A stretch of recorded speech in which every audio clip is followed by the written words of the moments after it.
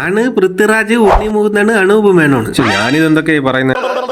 ഓണം പ്രമാണിച്ച് ഇന്നേക്ക് 2 കൂട്ടം ആൾക്കാരെയാണ് നമ്മൾ ആരാധിക്കാൻ പോകുന്നത്. നമ്പർ 1 നമ്മുടെ സ്ഥിരം വേട്ടമൃഗം റീൽസ് റോക്കറ്റുകൾ. Number 2 Bigg boss. So Onam പ്രമാണിച്ച് നിങ്ങൾക്ക് എല്ലാവർക്കും അറിയാം, ഫോൺ എടുത്തു കഴിഞ്ഞാൽ അതിൽ ഫുള്ള് പ്രൊമോഷൻ ആയിരിക്കും. യൂട്യൂബ് തുറന്ന പ്രൊമോഷൻ, ഇൻസ്റ്റാഗ്രാം തുറന്ന പ്രൊമോഷൻ, ഫേസ്ബുക്ക് തുറന്ന പ്രൊമോഷൻ, വാട്സ്ആപ്പ് തുറന്ന പ്രൊമോഷൻ, എല്ലാം കൂടി വായിക്കൂട്ടി വലിച്ചീറി അടിപ്പിട്ട് കത്തിക്കാൻ തോന്നുന്നു.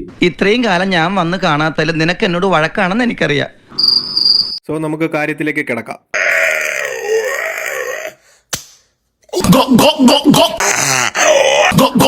ഇത്രേ ഉള്ളൂ, സിമ്പിൾ. ഒരു ഡയലോഗിന്റെ ആവശ്യമില്ല.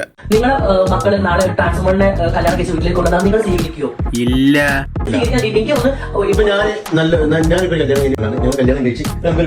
എന്തോന്ന്? എന്നിട്ട്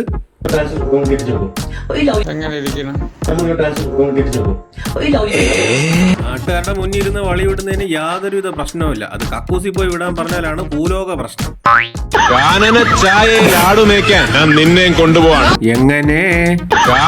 ചായയിലാടുമേക്കാൻ ഞാൻ നിന്നെയും കൊണ്ടുപോവാണ്. എന്നിട്ട് ആടെവിടെ?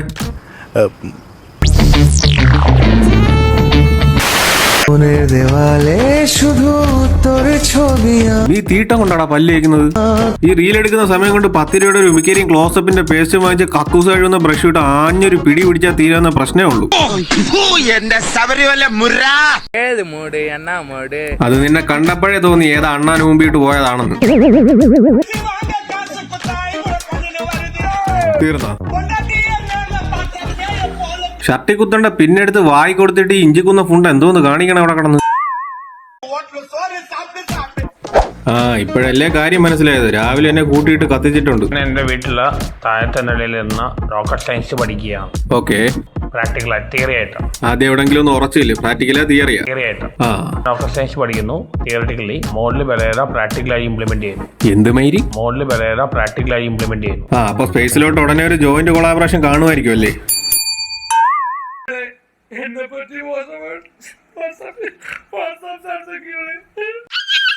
ഞാൻ തരാം, ബലൂൺ തരാം, മുതനല്ല പിപി തരാം.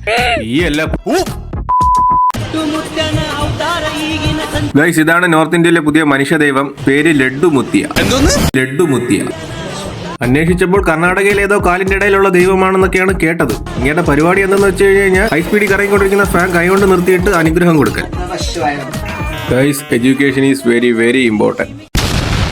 ഇനിയാണ് നമ്മുടെ main item big boss. So ഈ കാര്യത്തിലേക്ക് പോകുന്നതിന് മുമ്പ് കുറച്ച് കാര്യങ്ങൾ എനിക്ക് പറയാനുണ്ട്. ഈ വർഷത്തെ ബിഗ് ബോസിന്റെ ഷോർട്ട് വീഡിയോസ് ഒക്കെ യൂട്യൂബിലോ ഇൻസ്റ്റാഗ്രാമിലോ കണ്ടു കഴിഞ്ഞാൽ അതിന്റെ കമന്റ് ബോക്സിൽ മെയിൻ ആയിട്ട് വരുന്ന കമന്റുകളാണ് വെടിപ്പുര അല്ലെങ്കിൽ കൊട്ടാരം. ഇതിനും വേണ്ടി എന്താണ് അതിനകത്ത് നടക്കുന്നതെന്ന് വെച്ച് കഴിഞ്ഞാൽ, ഇത് ബിഗ് ബോസ് അതോ ബ്രാസേഴ്സാ? ഒരു കാര്യം ഉറപ്പാണ്, ഈ പോക്കാണുമാര് പോണെങ്കിൽ അധികം വൈകാതെ തന്നെ നമ്മൾ പല വേണ്ടി വരും. സോ ഞാൻ കൂടുതലൊന്നും പറയുന്നില്ല, പറഞ്ഞാൽ ചിലപ്പോൾ കൂടിപ്പോകും. അതുകൊണ്ട് നമുക്ക് വീഡിയോയിലോട്ട് പോകാം. First video.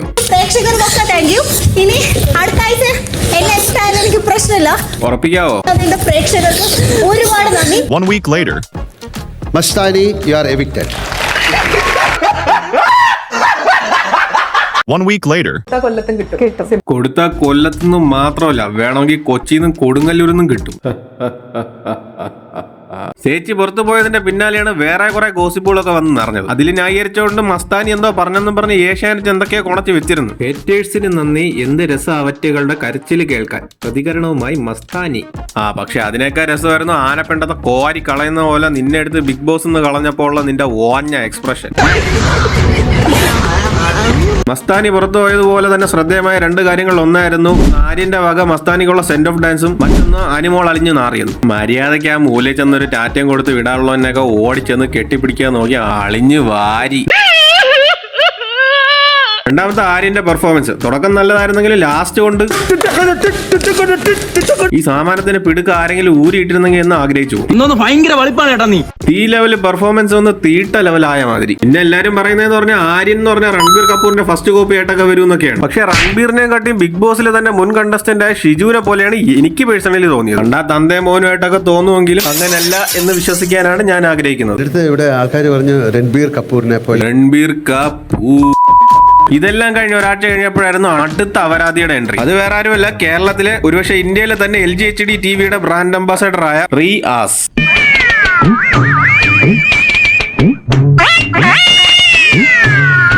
I'm wearing is called Walk of No Shame and I want you to know that. I don't care what you wear. തോട്ടാക്കാൻ തന്നെ. No, I don't. Speak to me respectfully. നീ ഗസ്റ്റ് അല്ലാതെ അവളെ അച്ഛനൊന്നും അല്ലല്ലോ. പിന്നെ രാവിലെ എണീച്ച് ചണ്ണ ഉളക തിന്ന് വീപ്പിച്ച് തൂറി എറിഞ്ഞ് മോന്തയ്ക്ക് കുറെ വാണം തേച്ച് വന്നാൽ കിട്ടുന്ന പറയല്ല respect. But I'm your No, I guest. don't. അണ്ടി. Speak to me respectfully. അല്ല ആരായത്? എവിടെയായിരുന്നു? എവിടേക്ക് അന്വേഷിച്ചെന്നറിയാമോ?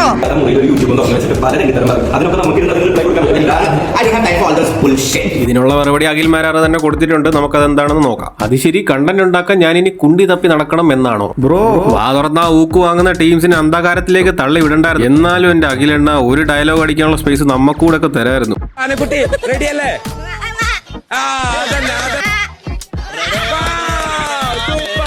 അരിയും പൊരി അറിഞ്ഞുകൂടാത്തതിനെയൊക്കെ ഒരുപാട് കണ്ടിട്ടുണ്ട്. പക്ഷെ ആനെ ആടിനെ കണ്ടാൽ തിരിച്ചറിഞ്ഞുകൂടാത്ത വർഗത്തെ ആദ്യമായിട്ട് കാണുക.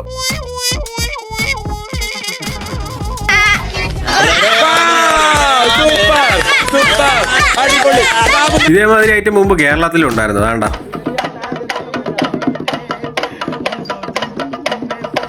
അന്ന് പഴം കിട്ടാൻ വേണ്ടി കൊരകനെ കോമാളിയാക്കി, ഇന്ന് കാശ് കൊടുത്ത് മനുഷ്യനെ കൊരകനാക്കുന്നു. അത്രേ ഉള്ളൂ.